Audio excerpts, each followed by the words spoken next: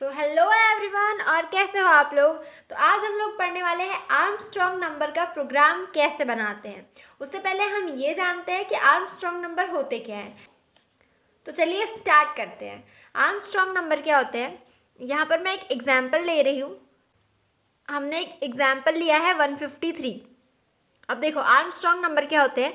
Armstrong number जैसे हमारे पास यहाँ पे 3 डिजिट नंबर है 153, ठीक है।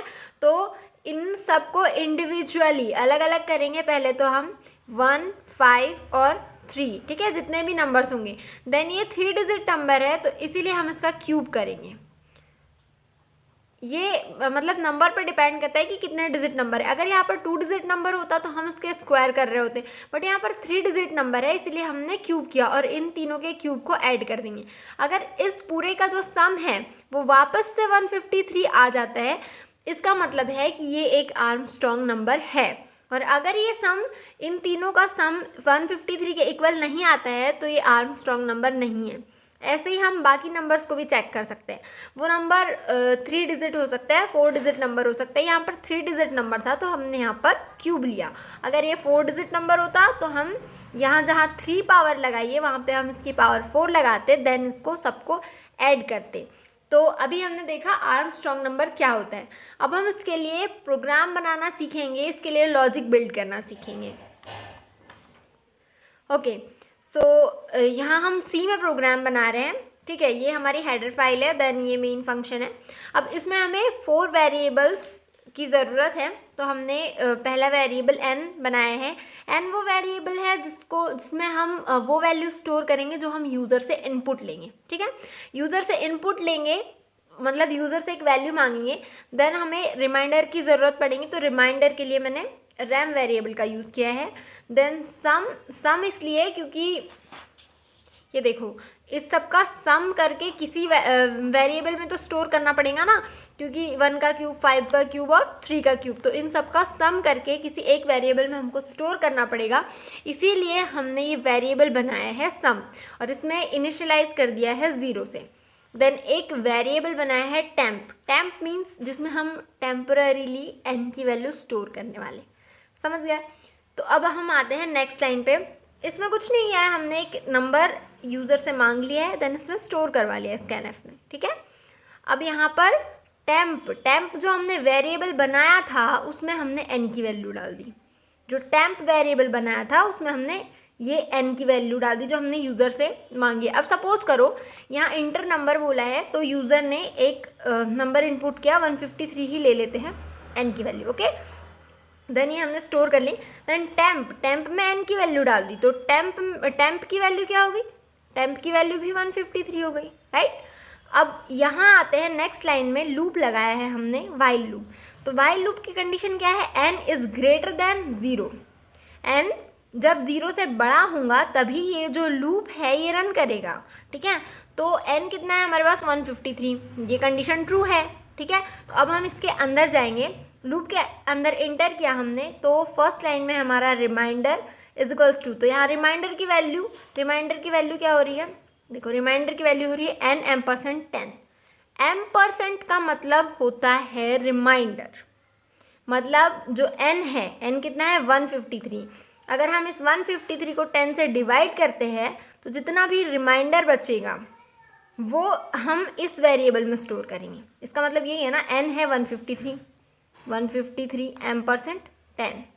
तो अगर हम इसको डिवाइड करते हैं तो रिमाइंडर क्या बचेगा 3, मतलब रैम की वैल्यू क्या हो गई हमारे पास में अभी 3, ठीक है। अब ये रैम की वैल्यू 3 हो गई यहाँ पर। नेक्स्ट लाइन में आते हैं सम कितना है भाई, सम हमने पहले इनिशियलाइज करके रखा है 0, देन प्लस रिमाइंडर कितना आया 3, तो 0 प्लस, तो सम की वैल्यू हो रही है हमारे पास यहाँ 0 प्लस रिमाइंडर मल्टीप्लाई रिमाइंडर है 3 मल्टीप्लाई 3, कितना हुआ 3 3 ज़ा 9 3 ज़ा 27। तो सम की वैल्यू कितनी आई हमारे पास में, सम की वैल्यू अभी है हमारे पास 27, ठीक है। देन यहाँ आते हैं n इज इक्वल्स टू, अब n देख लो भाई n क्या है, तो n is equals to n divided 10 मतलब इसका क्वोशिएंट चाहिए हमको, राइट। तो 153 डिवाइडेड 10 कितना होगा, 153 को अगर हम डिवाइड करते हैं 10 से, कितना आएगा 15 क्वोशंट आ जाएगा और 3 रिमाइंडर आ जाएगा। तो हमको क्वोशंट ही चाहिए। देखो जब भी ये वाला साइन आए ना डिवाइड वाला, समझ लो हमको क्या चाहिए, क्वोशंट चाहिए। और जब भी ये मॉड्यूलो साइन आ रहा है ना तो मतलब हमको रिमाइंडर चाहिए। समझ गए? तो अब ये हमारे जो n की वैल्यू हो गई ना यहाँ से, वो हो गई है 15। पहले थी 153, अब हो गई है 15। ये बात को ध्यान से समझना। अब यहाँ पे n की वैल्यू 15 आ गई, देन हम रिटर्न इस कंडीशन पे जाएंगे, चेक करेंगे कंडीशन ट्रू हो रही है क्योंकि 15 इज़ ग्रेटर देन 0। हम सबको पता है कि 15 0 से बड़ा ही होता है। देन यहाँ आते हैं तो रिमाइंडर फिर से जो n है, n कितना है 15 को हम डिवाइड कर देंगे 10 से। तो यहाँ पे क्या चाहिए हमको, रिमाइंडर चाहिए। 15 डिवाइडेड बाय, यहाँ कर लेती हूँ 15 डिवाइडेड बाय 10, तो रिमाइंडर कितना बच रहा है 5। तो यहाँ पे रिमाइंडर की वैल्यू कितनी होगी 5। देन सम की वैल्यू कितनी होगी, sum is equals to sum plus, तो sum is equals to sum कितना है हमारे पास में 27 प्लस रिमाइंडर कितना है 5, तो 5 का क्यूब कर देंगे हम। अच्छा ये देखो, ये रिमाइंडर मैंने 3 टाइम्स मल्टीप्लाई किया है, क्यों? क्योंकि हमने अभी एग्जाम्पल इस आर्मस्ट्रॉन्ग नंबर को समझने के लिए 3 डिजिट नंबर का एक एग्जाम्पल लिया है, इसीलिए मैंने यहाँ 3 टाइम्स मल्टीप्लाई किया है। अगर मैं 2 डिजिट नंबर का एग्जाम्पल लेती तो मैं 2 टाइम्स मल्टीप्लाई करती। ठीक है, तो यहाँ पे हम 5 का क्यूब कर देंगे और उसमें प्लस कर देंगे। 5 का क्यूब होता है 125, बस। तो हमारे सम की वैल्यू कितनी आ जाएगी 152। ठीक है, ये हमारे सम की वैल्यू अपडेट होकर आ गई हमारे पास।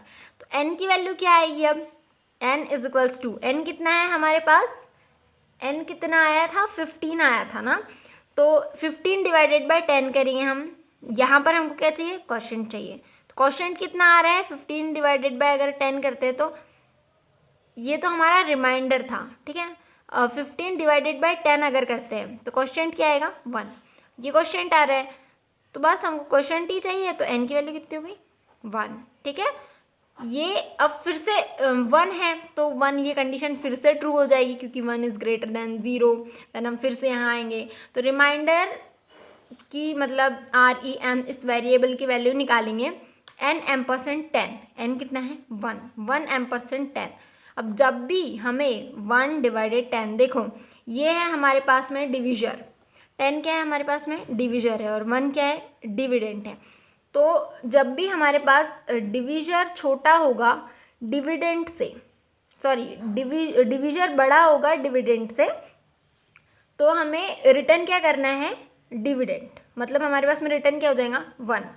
तो यहाँ पर हम रिटर्न क्या कर देंगे, रिमाइंडर कितना बचेगा 1। ठीक है, ओके। और सम की वैल्यू कितनी आ जाएगी, सम की वैल्यू हम कैसे निकालते हैं, सम इज इक्वल्स टू, सम कितना था यहाँ पे 152 और रिमाइंडर का क्यूब, तो 1 का क्यूब कितना होगा 1 ही होगा। सम की वैल्यू कितनी आ गई 153।